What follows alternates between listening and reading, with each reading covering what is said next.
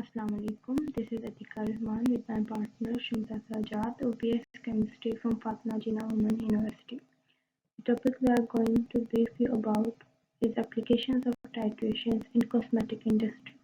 The titrations may include acid-base titrations, complex somatic titrations, and redox titrations. There is not a vast list of applications of titrations in cosmetic industries. Although first of all, I will start with the acid-base titrations. There are some chemicals included as an ingredient in each cosmetic product. Some of these chemicals are neutralized and their concentrations are measured using acid-base titrations. Such industries have to be careful so that their cosmetic products do not have negative effects on the people who use them. This is where the concept of acid-base titrations comes in. In addition, titrations determine the kind of base suitable for a cosmetic, for example, coconut oil. Hair dyes, skin creams, shampoos, conditioners, cleansers, and shaving creams all contain some mixtures of acid and bases. For instance, bases like ammonium hydroxide are often used to adjust the pH in these products via titrations.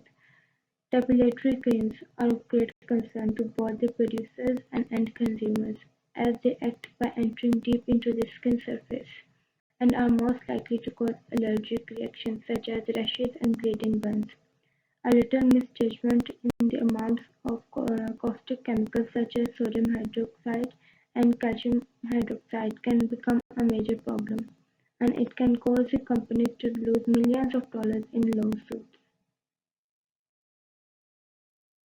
Next, we will discuss complex symmetric titrations.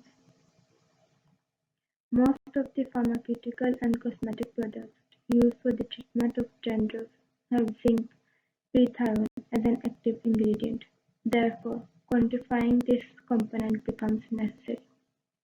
Zinc prethione, represented by ZnPT, is an organometallic compound with chemical formula C10H8N2O2S2Zn, which is zinc, that has bactericidal and fungicidal activity.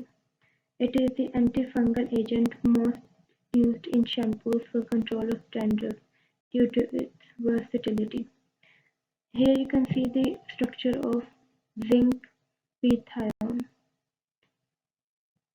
Zinc prethione was developed in the 1950s and first used as an anti-dandruff agent in 1961, even though the reason for dandruff was not exactly known at that time. This white powder and the black tray is actually zinc prethione. As you can see, it is in powdered form and its color is white.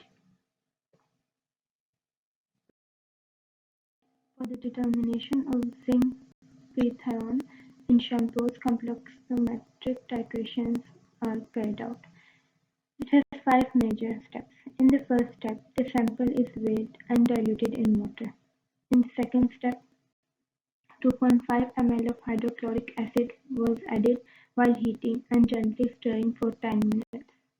Then 0.5 ml of hydrogen peroxide was added and the mixture was cooled simultaneously. In the third step, pH was adjusted with an ammonia solution and 2.5 ml of buffer solution whose pH was 10 was added.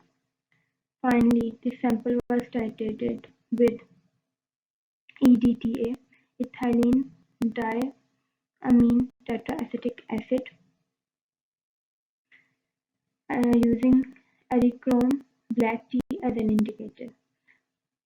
At the end, the equivalence point occurred when the color of the solution changed from violet to blue.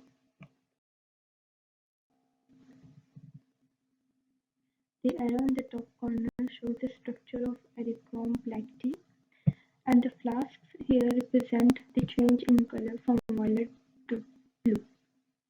And at the bottom of these flasks, the chemical reaction is of the zinc prethione with EDTA, which gives the following product. Now Shamsa Sajjad will proceed.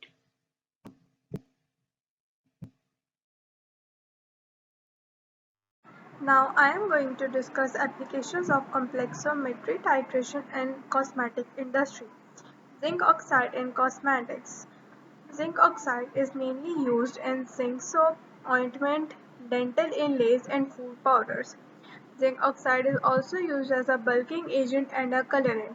In burn ointments it aids healing, and in powders and creams it protects the skin by absorbing the ultraviolet sunburn rays. It also acts as a sunscreen. You can see the structure of zinc oxide in the slide.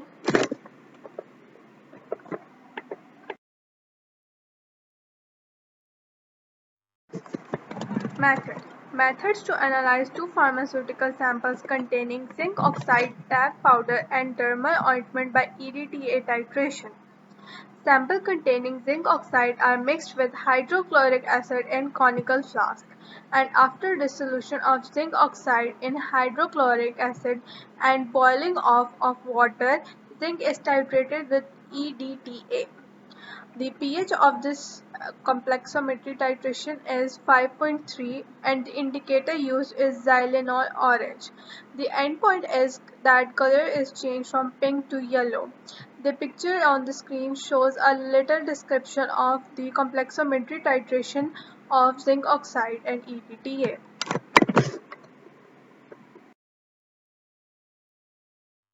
Applications of redox titration in cosmetic industry. Quantitation of titanium oxide in cosmetics. Chemically stable inorganic sunscreen agents are widely employed in high SPF products. Titanium oxide is one of the most frequently used inorganic UV filters. It has been used as a pigment for a long period of cosmetic history.